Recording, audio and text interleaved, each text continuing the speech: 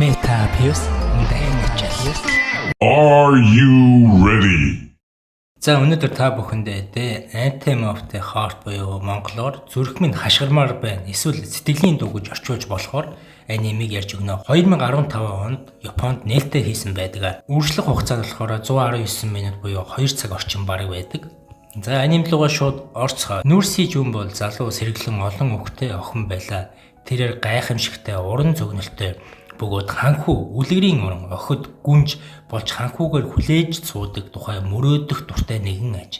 Түүний хамгийн их очдогны газар бие гэрийнх нь яг цаахан толгод дээр байрлах нэг цайз юм. Гэвч тэр цайз үнэндээ хайртын зочид буудал буюу лов хотел байсныг Жун мэддэггүй байв. Нэг өдөр Жун баяр хөөртэйгээр тэр цайз руугаа алхаж очих замдаа аавыгаа нэг эмэгтэйтэй хамт машинаар гарч явахыг харжээ. Цэвэр сэтгэлтэй гинэн охин болохоор тэр энэ бүхнийг ойлгосонгүй. Зүгээр л гэртээ ирээд ээжтэй аав гүнжтэй хамт явж байна гэж үлгэр ярьж байгаа мэтэр хэлсэн юм. Ээж нь үүнийг сонсоод маш их зочирдож сэтгэл нь өвдсөн тулд аавтай нь салахаар болжээ. Тэгээс салдаг. Нүүлгэгч машинууд ирж аав нь гэрээсээ нүүж эхлэв. Жун юу болж байгааг ойлгосонгүй. Аав нь буруу юм хийгээгүй биз дээ. Ээж нь яагаад уурлаад байгаа юм бол гэж бодов. Тэр аав дээрээ гүйжчихэд битгий яв. Хэрвээ ээжтэй маргалцсан бол та хоёрыг эвлэрүүлж чадна гэж гуйсан чи аав нь хүйтэн царай гарган энэ бүхэн бол зөвхөн чиний л буруу. Чи намайг илчилж миний амьдралыг сүрүүллээ гэж хэлдэгэ. Охин юу хийхээ мэдэхгүй гүйсээр толгод дунд хэсэгт очиод суун. Тэгээд уйлж эхэллээ. Гэтэл гинэд хаа нэгтэйгээс дуулж байгаа мэт дуу гарч нэг шидэт өндөг гарч ирээд түүнд чиний бүх зовлон үгнээс чинь амнаас чинь болж байгаа юм гэж хэлжээ. Тэгээд тэр охиныг зовлонгийг нь аваад өгье, хоолойгч нь аваад өгье гэд түүнд хараал тавьдаг. Олон жил өнгөрч Жун өмнөхөөс огт өөрхөн болжээ. Урдийнх шигээ цовоо хөгжилтэй биш, бараг найзгүй ээжтэйгээ харьцаа муутай болсон байдаг. Тэр ангид нь гэртээ чирдэггүй үргэлж гунигтай царайтай явах болов. Нэг өдөр сургуулийн хөгжмийн багш Овтрич клубын тоглолт зохион байгуулах хэрэгтэй гэж шийджээ. Энэ тоглолт нь ахмад наснуудад зориулсан бөгөөд сурагчид өөрсдөө бэлтгэл үзүүлэх ёстой байв. Багш хамгийн дуугүй даруй гадуурхагдсан 4 сурагчийг сонгон тэднийг илүү нээлттэй ихтэй нэгэн болгохыг хүсжээ. Сонгогдсон 4 хүн бол Дэйки Тасаки сургуулийн сагсан бөмбөгийн од тоглогч. Гэхдээ гар нь хугарсан учраас багтаа тоглож чадахгүй болсон. Түүний буруугаар баг нь ялагдсан тул бүгд ууртай дунд ханддаг болжээ. Нацуки Нидо дуугүй аймхай охин өмнө нь черлидерийн багийн сайн гишүүн байсан ч одоо зориггүй нэгэн болжээ. Такоми Сагами нам гүн мөрөөдмтгий хүү ихэнх цагаа ангийн гаднах дэмий найзуудтай өнгөрөөдгөө. Эцэст нь манай гол дүр Наруси Жун. Бүх анги болон тэр дөрөв өөрсдөө хүртэл гайхаж орхив. Ялангуяа Жунны нэр байгаад бүр их зочирчээ. Тэр хизээж ангийнхаа үйл ажиллагаанд оролцож үг хэлж байгаагүй учраас бүгдийг гайшруулсан зүйл бол Жун анх удаа ярих гэж оролцсон явдал байв. Тэр багшийн шийдвэрийг эсэргүүцэх гэж оролцсон ч дуун гарах гэсэн ч ганц ч үг хэлж чадалгүй ангиасаа гүгээд гарч хатдаг. Тэр өдрийн дараа Такоми багшийн өрөөнд очиж өөрийн нэрийг жигсаалтаас асуулах гэж шийджээ. Гэвч очиход багш байгаагүй тул тэр өрөөнд байсан хуучин нэг аккордын хөгжим авч тоглож эхэлдэг. Тэр дуу нь яг л Жуны олон жилийн өмнө өндөгнөөс сонсогдсон дуу шиг дуурч байлаа. Жун тэр дууг сонсоод анхаарал нь татагдаж Такомиг харж байгаад багш ирэх үед гэнэт зугтжээ. Такоми үнийг анзаарсан тэгснээ багштай өөрийгөө зорж ирсэн шалтгаанаа хэлж намайг энэ клубээс гаргаач гэж гуйсан байна. Гэвч багш тоглоомор гарахыг хүсвэл хүнийг золиослох хэрэгтэй гэж хэлдэг. Тэгээд Такоми гарах аргагүй болж гэртээ эмээ өвөгийн гэрт буцдаг. Тэнд очтол Жун ээж байд. Жуны ээж нь байжээ. Тэр даатгалын компанид ажилладаг бөгөөд охиноо ганцаараа өсгөж байсан. Гэхдээ тэр Жунд гэртээ маш сэргэлэн олон хүүхэдтэй охин гэж худал хэлдэг байв. Такомигийн тухай юу ч хэлэлгүй өнгөрөв. Дараагийн өдөр багш ангитаа энэ жилийн тоглолтод бид музики хийн гэж санал гаргав. Сурагчид гайхсан учраас энэ бол хамгийн хүнд сонголт байв. Гэвч багш үнэхээр музик хүсч байлаа. Тэр өдөр комити буюу клубын гишүүд багшийн өрөөнд цуглан Тасаки ирсэнгүй. Тэр музикт оролцоход ичмээр гэж бодож бай. Такоми багшийн санааг дэмжижээ. Тэр хөгжмөөр дамжуулсан сэтгэлээ илэрхийлэх нь үгээр хэлэхээс илүү утгатай байж чадна гэдэгт итгэдэг байв. Ингээд Такоми мюзикл хийн гэдэг санал болгож ангиа эсэргүүцэж магадгүй гэж тэд шийдвэрдээ ангидаа танилцуулахаар болдог. Тэр орой Жун Такомиг гудамжинд таарч түүнтэй ярилцахыг хүсв. Тэр ярьж чаддаггүй болохоор гар утсаараа бичсэн зурвасуудаараа үзүүлж нэгэн ариун сүм рүү дагуулan очиод бүх болсон явдлыг бичиж өгчээ. Өндөг, хараал, ярвал гэдсний өвддөг тухай бүгдийг Такоми түүний яриаг итгэхэд хэцүү байсан ч нэг талаар ойлгож байлаа. Жун түүний чин үнэхээр хөгжим өгнөөс илүү утгатай гэж боддог юм уу гэж асуув Такоми. Тийм ээ. Би итгэдэг гэж хэлээ. Чи үг хэлж чадахгүй бол дуулаад үз. Гэдс чинь өвдөхүү үгүй юу хар гэж зөвлөжээ. Жун гэртээ очиод айж байсан зориг гарган дэрээ тэврээд яархан дуулах гэж оролдлоо. Гайхалтай нь гэдс нь өвцөнгүй. Дараагийн өдөр Тасаки гээс бусад гишүүн ангидаа очиж шин тоглолтын саналуудыг танилцууллаа. Тэд мюзиклийн жигсаалтанд оруулж анги даяараа гайхаж Тасаки бүр уурлав. Тэр Жунийг шоолж ярьж чадахгүй байж яаж мюзикл хийн гэж доромжилноо. Такоми түнд уурлаж Тасакиг найзтай бараг зодолдох шахав. Гэтэл яг тэр мөчөд бүгдийг гайхшуулсан Жун дуулав. Тэр би чимээгүй байж чадахгүй байна гэж дуулж эхэлжээ. Жун хэн нэгнийг хэрэлдэж байгааг үзээд айж зүгтнаа. Тэр ярьж чаддаггүй ч гүүхтэй хамгийн хурдан байдаг. Тэр оройн нийтдээ уурлан сэтгэлээр унсан Тасакиг тайвшруулна. Чи бас тусал хамт бэлтгэлд оролц гэж ятгажээ. Энэ үе Жуны ээж ажил дээр оройтож гэртээ ирэхгүй байсан тул Жун ганцаараа зочны хүлээн авах хэрэгтэй болов. Ээж нь яг л зочин гарч явах мөчөд ирж Жуныг хүмүүстэй яриач дандаа ганцаараа байх юм гэж загнав. Жун юу ч хэлж чадалгүй дахин зогтдог. Тэр Такомиг хүнс авч яваа байхыг нь олж хараад түүнд урт зурвас бичив. Тэр зурвас нь Жун өөрийн бичсэн үлгэр бөгөөд мюзиклийн түүхийн санаа байв. Тэр Такомигаас энэ түүхийн мюзикл болгож өгөөч. Яг тэр өдөр аккордынхаа тоглосон дуу шиг гэж гуйжээ. Такоми гайхсан сонирхож Жунийг гэртээ дагуулж очиад түүхийг нь хамт уншив. Түүх нь нэгэн цагт нэгэн гүнж байсан.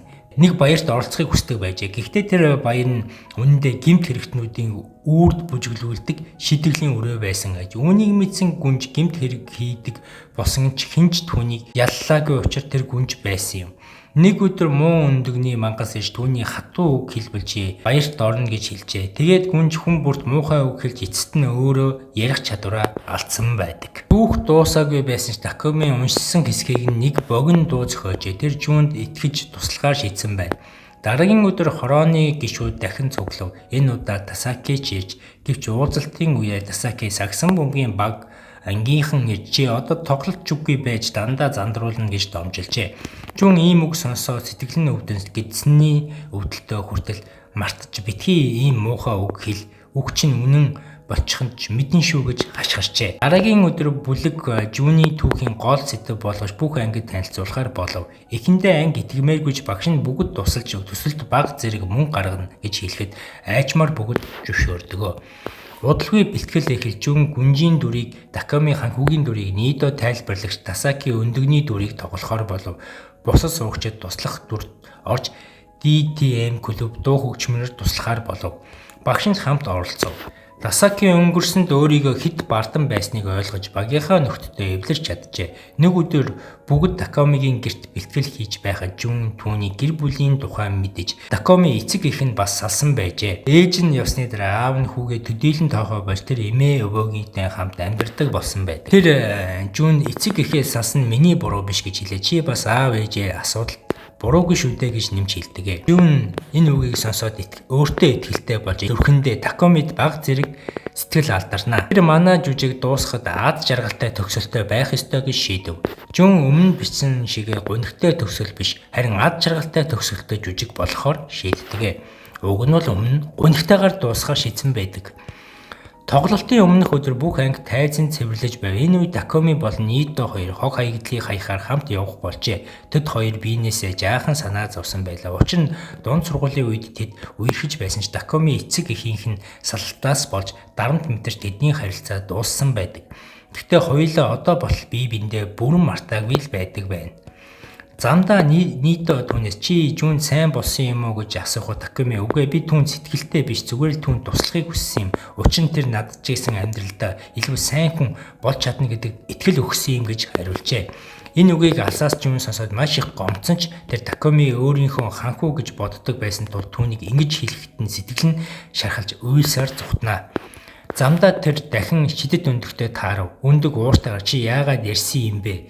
Би чиний хоолойг авсан шүү дээ гэж ууртай хэлв. Жун би үгээр ярьсангүй шүү дээ гэхэд өндөг чи зүгээр үгээр биш зүрхээрээ ярьж байсан. Энэ удаа би чиний зүрхийг ч авна гэж хэлдэгэ. Дараагийн өдөр тоглолтын өдөр болов. Жун алга байлаа. Суугчид хаасайгүй хайсан ч түүнийг олсонгүй. Тэд ууртай байв. Жун бол гол дүр байсан. Гэтэл тэр яг тоглолтын өмнө орхиж явжээ. Тэгээд Такоми би түүнийг олж ирнэ гэж амлаад явжээ.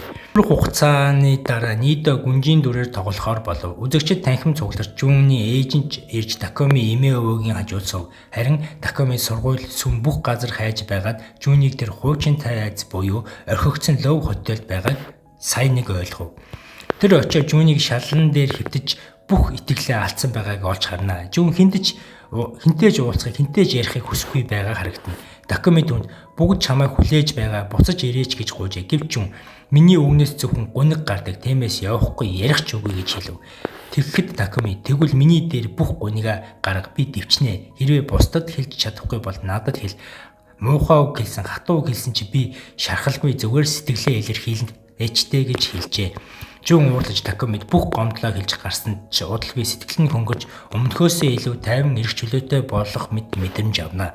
Энэ хооронд сургууль дээр жүжиг эхэлсэн байв. Нидо гүнжийн дүрийг сайн тоглож байлаа. Жүжигийн түүхийг үзсэн Жун ээж нь гүнээ ойлгов. Охин бүх хугацаанд би аав ээжийнхээ салах шалтгаан босон гэж өөрийгөө буруутгасаар ирсэн байжээ. Ээж нь үл жүжигийг үзэхийг дэвчихгүй байсан ч Такогимигийн эмээ түнд манай хүүхдүүдийн бүтээлийг хүндэл гэж хэлв. Такоми Жун чи ямар ч үг хэлсэн бай. Тэр бүгд надад аз жаргал өгдөг. Чи өвөл сэтгэлээ илэрхийлж байх хэрэгтэй. Тэр өдөр хараалт бүгд чиний зүрхэнд байсан төсөөл шүү дээ. Чиний хоолой үнэхээр сайхан. Үүнийг хизээч нууж болохгүй гэж хэлжээ. Жун уушлахгүйч тоглолтод буцаж очиход зөвшөөрөв. Тэр мөн Такомид би чамд хайртай гэж хэлэхэд Такоми зөөлөн нэршлээд баярлаа. Гэхдээ би өөр хүнтэй сэтгэлтэй гэж хэлдэгэ. Дараа нь тэд хамтдаа тоглолт руу буцав. Жүжиг эхэлж бүгдийг нь өмнө үнэхээр сайхан болж өнгөрөв. Нидо гүнжийн дүрийг тоглосон Жун тайзан дээр түүний зүрхний дүрд орж дууга бүгдэнд нь зориулан дуулжээ. Тоглолт дуусахад бүгд баяртай байв. Тэгээд нэг зүйлийг ойлгосон. Тэр өндөг хизээч жинхэнэ байгаагүй юм. Энэ бүгд Жуны айдас гуниг өөрийгөө буруутгасан сэтгэлээс төрсөн төсөөллийн харт хол байсан байдаг. Бид бүгд Жун шиг айдас өөртөө итгэлгүй үед байдаг. Гэхдээ тэрнээс нуугдах биш, харин өөрийнхөө үннээр нь хүлээмжшүүлж зөрөгтэй даван туулах нь хамгийн зөв зүйл юм. Заримдаа зүгээр л зүрхний аялгаугаа сонсох хэрэгтэй. За аним маань энэ хүрээд дуслаа. Та бүгдэнд таалагдсан гэдэгт би найдаж байна. Тагцсан бод таалагдсан гэж хүчээд жоохон залхууч өрөөл тэ үсгээ бичээрэй. Та бүхэндээ би дуртай шүү.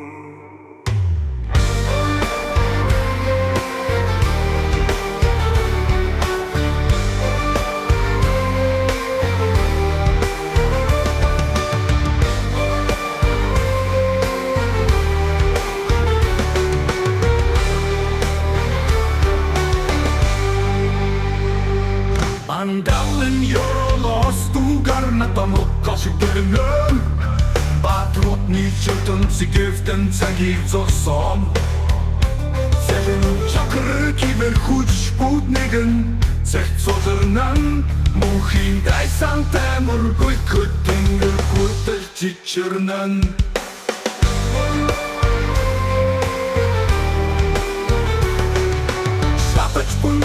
Харнуудны гэржасан Тузааны талбарт мэдах хүч төсөрч дэлбэрнэн Сус нэртор бүгдээрээ шатаа дуугарнан Абиссингун патри сүүчийн ахан мөлдөн